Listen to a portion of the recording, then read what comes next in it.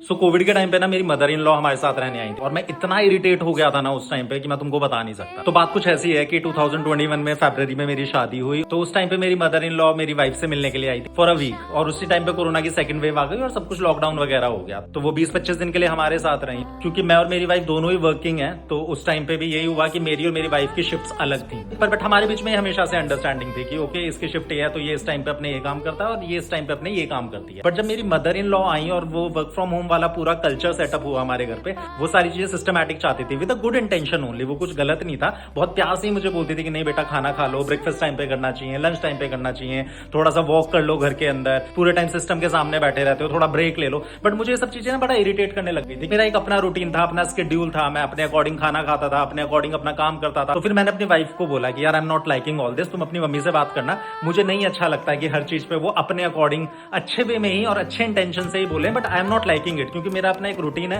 मुझे वही फॉलो करने की आदत है और वही मेरे को सूट भी करता है। तो उस टाइम पे मेरे दिमाग में ना ये बात एकदम फिट हो गई थी कि अपने इन लॉज के साथ रहना ना बिल्कुल भी आसान नहीं है, क्योंकि मैं लड़का हूं और दामाद हूं, तो मेरे पास तो ये पहले से ही प्रिविलेज है कि मेरे को कोई कुछ कहेगा ही नहीं, बच्चे बड़े अच्छे से मेरे इन लॉज मुझसे बात करेंगे। But same privilege is not with my wife, क्योंकि इंडियन सोसाइटी में क्या होता है, अगर लड़की अपने इन लॉज के साथ रह रही है तो उसको 100 तरीके की बातें सुननी होती है, उनका पूरा का पूरा रूटीन फॉलो करना होता है, जिस टाइम वो उठते हैं उस टाइम उठना होता है, जिस टाइम वो सोते हैं उस टाइम उनको सोना होता है, उनके अकॉर्डिंग कपड़े पहनने होते हैं और उनके अकॉर्डिंग सब कुछ करना होता है। सो अगर आपकी वाइफ आपके पेरेंट्स के साथ रह रही है तो इस चीज को चेरिश करो और इस चीज को बहुत रिस्पेक्ट करो, क्योंकि आपके पेरेंट्स आपके हैं, आपके पेरेंट्स उसके पेरेंट नहीं है और वो कभी बन भी नहीं पाएंगे, और आई थिंक उनको बनाना भी नहीं चाहिए। एक जो इन लॉज और डॉटर इन लॉ का रिलेशनशिप होता है ना, वो वैसे ही बहुत अच्छा होता है अगर उसको अच्छी बाउंड्रीज में रख के अच्छे तरीके से रखा जाए। अनफॉर्चुनेटली ये चीज मैंने अपनी शादी के 2-3 महीने बाद ही रियलाइज कर ली, and that's the biggest blessing of my life, क्योंकि इट्स ऑलमोस्ट बीन 6 इयर्स और आज तक मेरी शादी में ये कॉन्फ्लिक्ट कभी नहीं आया कि मैं अपनी वाइफ को बोला होगी तू मेरे पेरेंट्स के साथ रहे, या मैंने उसको प्रेशर किया होगी तो उनको खुश रखेगी या इस तरीके से इस पर्टिकुलर वे में रहेगी। मैंने कभी ये चीजें उसके ऊपर नहीं डाली, and the same happened with me. मेरी वाइफ ने कभी मेरे से एक्सपेक्ट नहीं किया कि मैं उसके पेरेंट्स को डेली कॉल करूं